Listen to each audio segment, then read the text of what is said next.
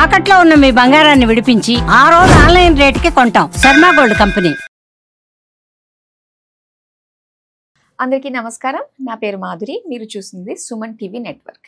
మనలో చాలా మందికి ఏ పని ప్రారంభించాలన్నా ఆ రోజు వారి యొక్క రాశి ఫలితాలు చూసుకుని దాని తగ్గట్టుగా కనుక మనం ప్రయత్నించి చూసామంటే అది సక్సెస్ అవుతుందని అందరూ నమ్ముతూ ఉంటారు.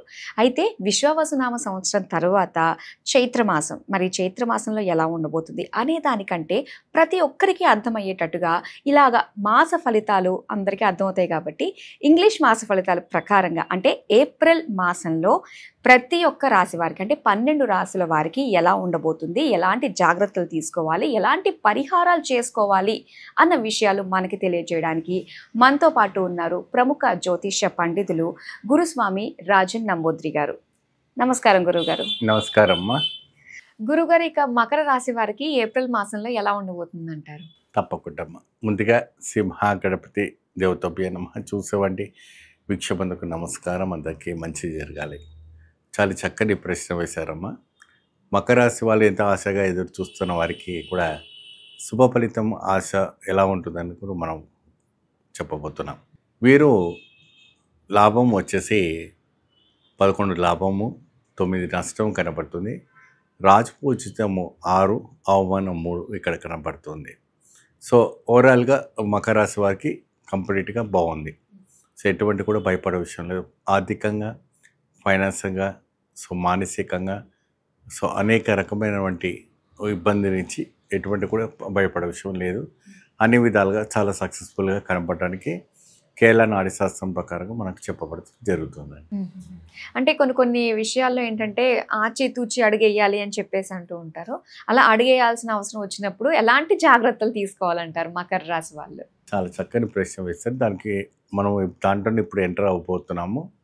వాస్తవానికి ఎంత ఉన్నా కాస్త కొరువు అనేది దోషం అనేది ఉంటుంది.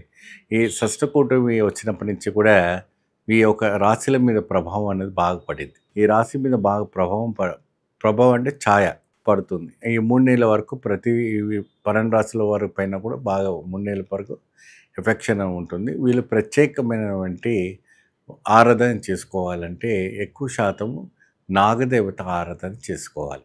ఈ నాగదేవత అంటే పంచముఖి నాగదేవత అంటే 5 పడగలు వేసింది కానీ 2 పడగలు వేసినటువంటి నాగదేవతలు ఉంటుంటుంది. అటువంటి నాగదేవత ఆరాధనకు వెళ్ళి వీళ్ళు ప్రత్యేకంగా ఆలయానికి వెళ్ళి ఆ నాగదేవత ఆరాధన చేసుకుంటే మంచి ఫలితం రావడానికి ఆస్కారం అని కనపడుతుంది.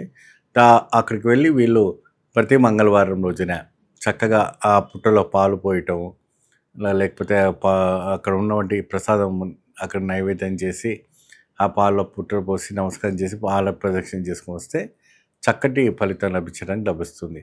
ఇలాగ 6 వారాల పాటుగా చేసిన తర్వాత 6వ వారం రోజున వీళ్ళు ప్రత్యేకంగా వెండితో తయారు చేసిన వంటి నాగపడిగ చేసుకోవాలి. వెండితో తయారు చేసిన వంటిది నాగపడిగని తయారు చేసి ఒక మట్టి ప్రమిద ఉంటుంది. ఆ మట్టి ప్రమిదలో నిండుగా ఆవు నెయ్యి వేసి ఆ ఆవు నెయ్యిలో వీళ్ళంటే కాపర్ది ఒకటి, రాగిది ఒకటి 2 పడగలు చేసి ఒక్కొక్క గ్రామ్ కానీ 1 గ్రామ్ కానీ 10 గ్రామ్స్ కాపర్ ఒకటి, మనకి వెండిది ఒకటి అన్నారు.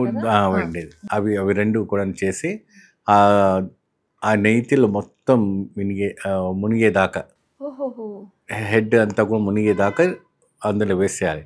అటు వేసిన తర్వాత ఏం చేయాలంటే చక్కగా అటు 3 ప్రదక్షిణలు చేసి అక్కడ ఆలయంలో ఎవరైతే కూడా బ్రాహ్మణులు ఉంటారు కదా ఆ బ్రాహ్మణులకు ఒక 1116 ఇచ్చేసి దాని కింద ఎరుపు రంగు కానీ లేదంటే పచ్చ రంగు కానీ వస్త్రం కానీ పెట్టి వాళ్ళకి దానం ఇచ్చేయాలి.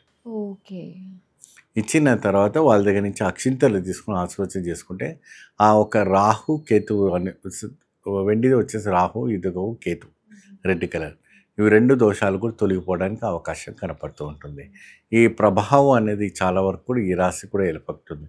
సో ఇది మహిళలు కూడా చేయవచ్చా అంటే మహిళలు కూడా చేయవచ్చు, ఖచ్చితంగా చేయవచ్చు.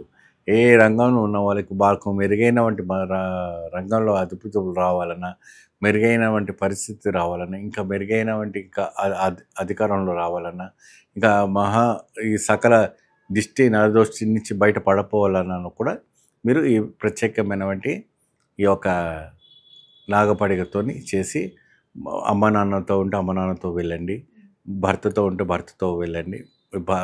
అంటే భర్తకు ఉండే రాశి భార్యకు ఉండదు, భార్యకు ఉండే రాశి భర్తకు ఉండదు. కాబట్టి అలా ఇద్దరు కలిసి వెళ్ళి చక్కగా పుట్టలో వెళ్ళి ఆ నాగేంద్రుడికి ప్రత్యేకమైనటువంటి ఆరాధన చేసుకుంటే మంచి ఫలితం లభిస్తుంది.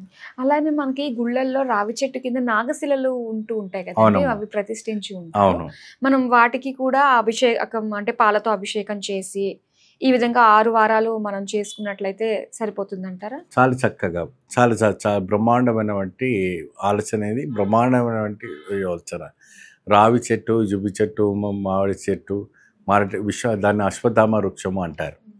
ఆ అశ్వత్థామ వృక్షము దగ్గర రకరకాలమైనటువంటి పాములు కనపడుతూ ఉంటుంది. సో ఎక్కువ శాతము ఏం చేస్తారంటే అటువంటి ఆలయాల్లో కూడా వెళ్ళేసి ఈ యొక్క మకర రాశి వాళ్ళు చక్కగా వెళ్ళి ఆ ఒక పాలు, పెరుగు, తేనె, నెయ్యి, పంచామృతం వేసి నమస్కారం చేసి ఎక్కువ శాతం కొబ్బరికాయ దానిపైన కొడతారు. ఎప్పుడు కూడా దానిపైన కొబ్బరికాయ కొట్టకూడదు. కొబ్బరికాయ నేలపైన కొట్టేసి నీళ్ళని స్వామివారి పైన వేయాలి.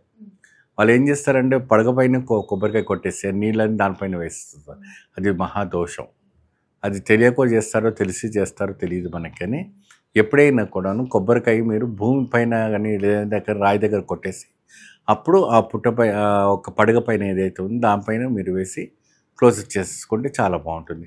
ఇంకా కళ్యాణం కాని వాళ్ళకి కళ్యాణం అవుతుంది, సంతానం కలిగిన వారికి సంతానం అవుతుంది, ఉద్యోగం లేని వారికి ఉద్యోగం రావడానికి ఆస్కారం ఉంటుంది, విదేశాలు వెళ్ళడానికి మంచి అవకాశాలు కనపడతాయి. మరి అనేక రకమైనటువంటి సంపద పొందడానికి కోసము ఇతర వ్యక్తి దగ్గర నుంచి మీరు రుణమాఫీ కానీ రుణం తెచ్చుకోవాలన్నా, లోన్స్ తెచ్చుకోవాలి, ఇంకేదైనా కూడా ఈ యొక్క నాగదేవత అధికార ఆరాధన పూజ చేయటం వల్ల సకాల సంపదన రావడానికి మంచి పూజ ఉంటుంది. ఓకే గురుగారు, చాలా చక్కటి పరిహారాలు తెలియజేసినందుకు ధన్యవాదాలండి. నమస్తే.